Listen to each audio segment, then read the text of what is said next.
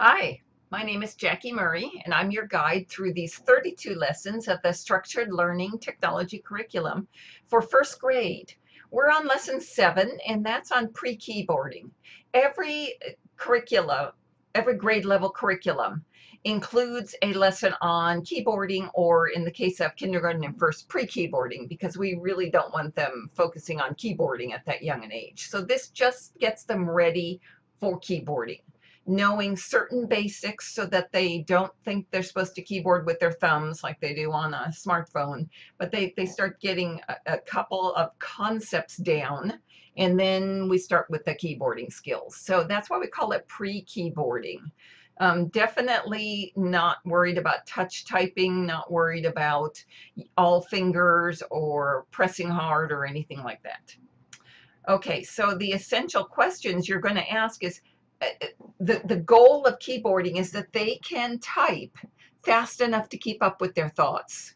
So that's where we start. Now, that might make some sense to first graders because they write, and as they're writing, they struggle to write what's in their head, put it down on paper. So if that resonates with your group, use that as an example if you've seen it as an issue for them.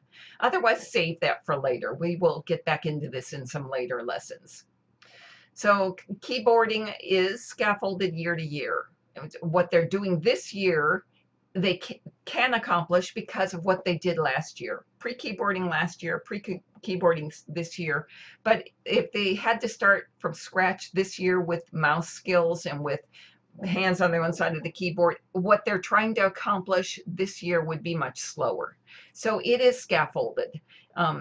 If you don't want to start fifth graders who are brand new to keyboarding on fifth grade keyboarding. And you almost don't want to start second graders without these pre-keyboarding ideas. So you have to be aware of what was supposed to happen prior to this. Okay, and you'll ask students to remember what they learned about pre-keyboarding in kindergarten. So you'll have a conversation about that. You don't want to start from scratch reteaching, but do understand that kindergarten and first are a lot of the same concepts with keyboarding, pre-keyboarding.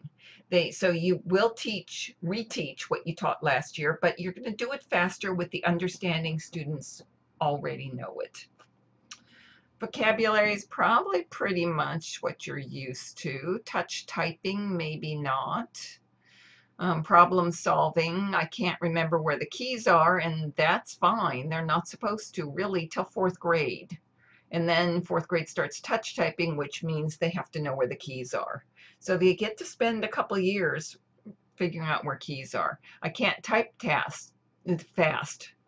Will I fail? No, we're not supposed to type fast yet. We're not being graded yet. I can't annotate my workbook. Okay, so if you have students who don't know how, and maybe this is their first year doing it, do show them. I have showed it in an earlier lesson, so I'm not going to do it again, but remind students of how to do it.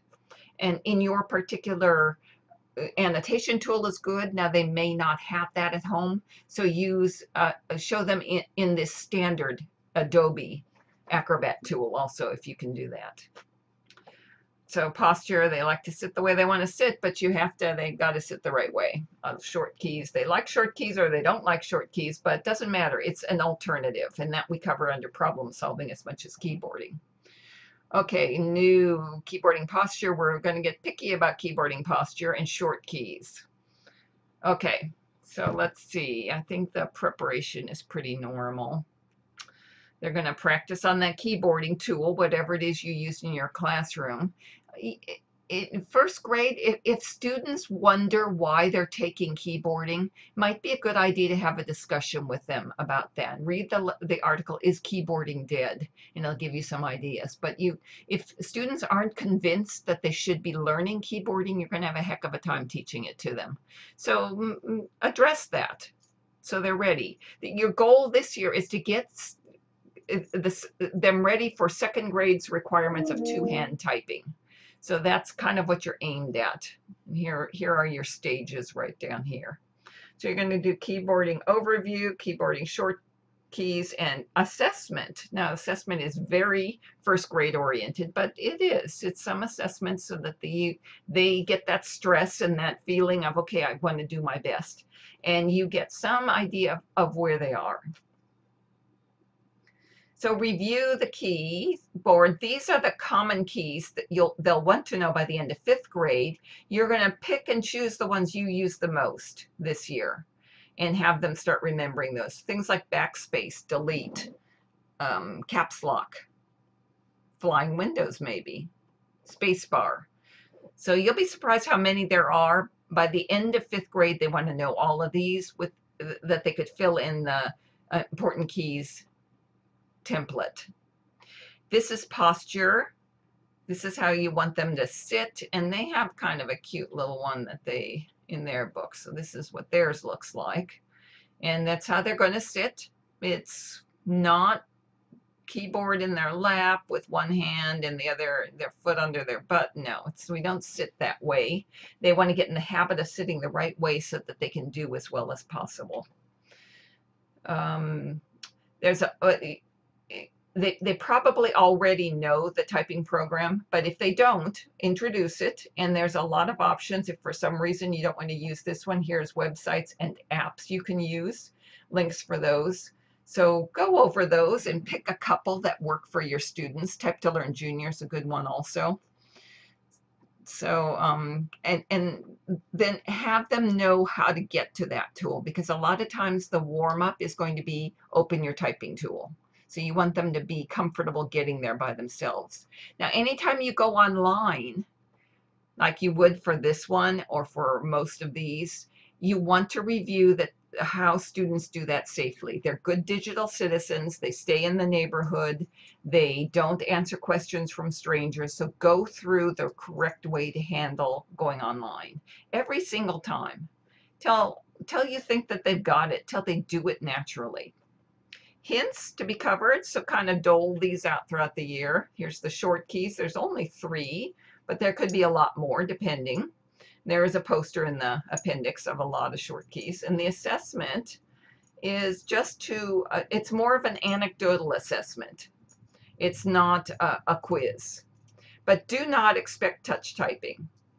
And I've already said this, I'll say it again. Do not expect them to be touch typists in 1st grade. I know some schools think that's important or think they have to do that. They don't, and kids really aren't ready for it. What they are ready for is knowing where the keys are. So take 3 minutes at the end of class as their exit ticket and have them name some of these keys.